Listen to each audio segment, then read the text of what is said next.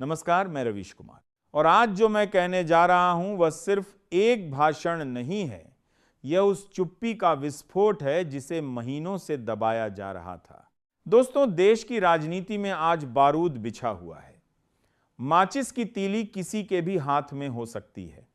एक बयान और सियासी गलियारों में भूचाल, एक सवाल और सत्ता की नींव तक कंपन। संसद का वह दिन साधारण नहीं था। कुर्सियां वही थीं, चेहरे वही थे, कैमरे वही थे, लेकिन हवा अलग थी। हवा में बेचैनी थी। ऐसा लग रहा था जैसे कुछ बड़ा होने वाला है। और फिर एक आवाज उठती है। आवाज में ठहराव है, लेकिन शब्दों में आग है। आवाज में संयम है, लेकिन सवालों में विस्फोट है। देश जानना चाहता है। बस यही तीन शब्द और सत्ता पक्ष की पंक्तियों में हलचल। मेजें थपथपाई जाती हैं, कुछ सांसद खड़े हो जाते हैं, कुछ मुस्कुराकर टालने की कोशिश करते हैं, लेकिन सवाल हवा में तैर चुका है।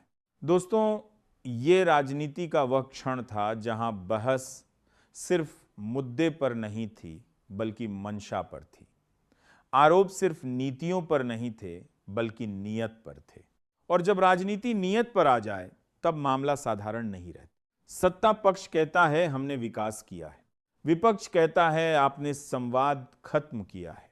सत्ता कहती है देश आगे बढ़ रहा है, विपक्ष कहता है देश सवाल पूछ रहा है। लेकिन इस पूरे शोर में जनता कहां है?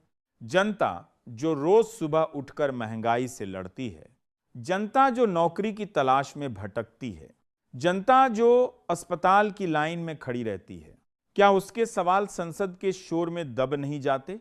दोस्तों, राजनीति में शब्द हथियार होते हैं और उस दिन संसद में जो शब्द चले वे सीधे सत्ता के किले की ओर निशाना साध रहे थे। पारदर्शिता कहां है? जवाबदेही किसकी है?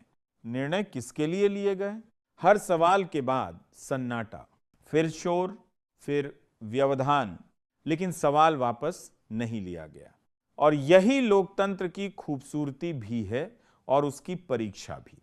सत्ता की तरफ से जवाब आता है, ये सब राजनीतिक स्टंट है, देश को भ्रमित किया जा रहा है।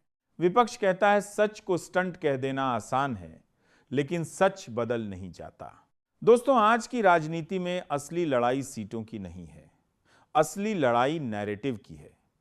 कौन कहानी गढ़ेगा, कौन जनता को समझाएगा कि सच्चाई किस तरफ है? सोशल मीडिया पर ट्रेंड बनते हैं, टीवी पर डिबेट्स सजती हैं, एंकर चीखते हैं, लेकिन क्या शोर ही सच है? संसद के उस दिन ने एक बात साफ कर दी, अब राजनीति में संयम कम हो गया है, शब्द और तीखे हो गए हैं। और जब शब्द तीखे हो जाते हैं तो रिश्ते कमजोर होने लगते हैं। दोस्तों, लोकतंत्र संवाद से चलता है। संवाद खत्म होगा तो अविश्वास बढ़ेगा, और अविश्वास बढ़ेगा तो अस्थिरता आएगी। आज विपक्ष आक्रामक है, सत्ता रक्षात्मक भी है और आक्रामक भी। दोनों अपने अपने समर्थकों को संदेश देना चाहते हैं कि वे पीछे नहीं हटेंगे। लेकिन सवाल यह है, क्या देश इस टकराव को झेल सकता है? इतिहास गवाह है, जब भी राजनीति में संवाद टूटा है, नुकसान जनता का हुआ है। आज जो बयान संसद में आया वह आने वाले चुनावों की झलक भी हो सकता है, क्योंकि चुनावी मौसम में हर शब्द का वजन बढ़ जाता है। सत्ता उपलब्धियां गिनाएगी, विपक्ष सवाल गिनाएगा, लेकिन जनता हिसाब गिनेगी। दोस्तों, लोकतंत्र में डर की जगह नहीं होनी चाहिए। अगर सवाल पूछने पर असहजता हो तो समझिए कि कहीं ना कहीं संवाद कमजोर हुआ है। सत्ता को सवालों से डरना नहीं चाहिए।